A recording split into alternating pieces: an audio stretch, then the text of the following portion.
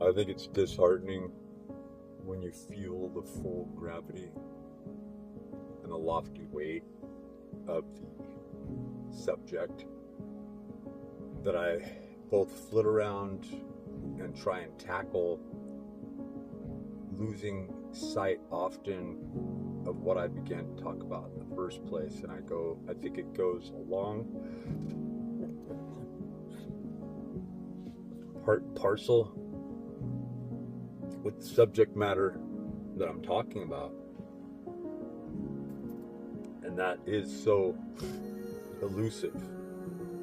You know, I like to cite Nathaniel Gillis's work because he not only touched on this the closest than anybody that I can see out in whatever the mainstream in media is anymore, out in the field, putting it out there, or somebody finally could get out there without being thwarted and stopped.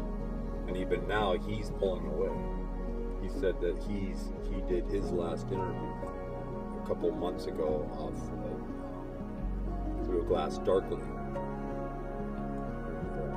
It's Patrick Sean Hazlitt. And the thing that I have to say in reference to what Nathaniel talks about, Nathaniel J. Gillis, he has his own YouTube channel as well. And there are a lot of people in the field out here matriculating in one school, and who the teacher is the startling aspect, you know, or the teachers or the watchers, okay?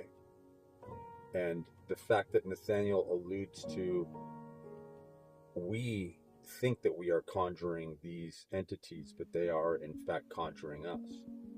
And to localize this, I would take a really close look at the falsified ego, the ego, and what we assume to be the self.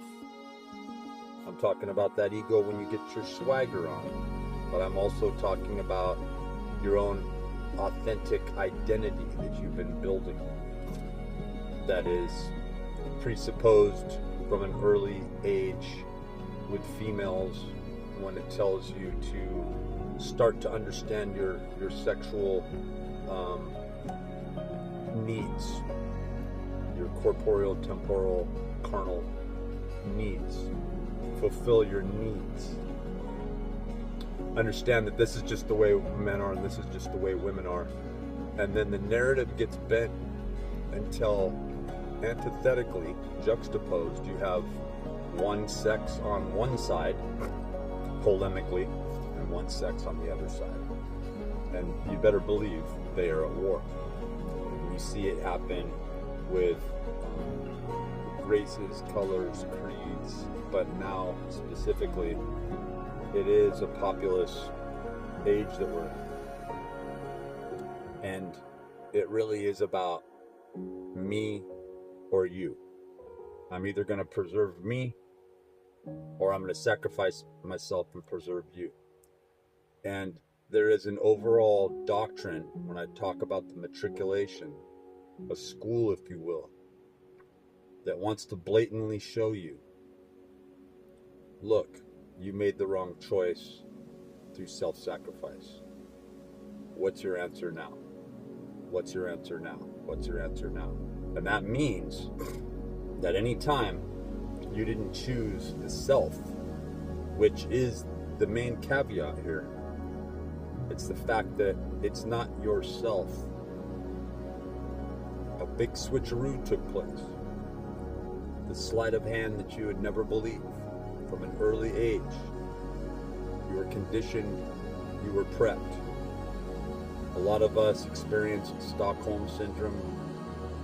We're under the guise of cognitive dissonance, where our bodies, our nervous systems, and the amino acids that are supposed to be docking and unlocking certain mechanisms of behavior, we are stuck in a place that we don't know how to get out of within ourselves. and something else has taken over. And you can see it, how elusive it is. It leaves somebody. It's not always in old age. They're never the same again. You don't even recognize them. And they don't even seem to have the same skill set because their eyes have seen. They have seen the light. Right? So when we use the term awake or awoken, or what's been slang termed and morphed into woke, right? We start to see that this is exactly what that is alluding to. It is not that there is weird stuff happening outside of us. That's not being awake. That's not being aware. There's not, oh, we are under attack and we are standing behind the name of Jesus, the name of God, Catholic responses, with sigils and so forth. Devil, get behind me. And then the devil, the entity, the demon, if you will, says, yeah, I'll get behind you. And then starts doing its job there for a little while before it walks back through, it enters. But once it sees it as a waste of time, which there is a great possibility that it never does. Because once you think that you have ridded yourself of this, let's just call it a demonic being or entity, here comes your ego again. You've invited something back in that isn't you, has nothing to do with you, and you don't even know who you are. And once you get down to the rational thought process,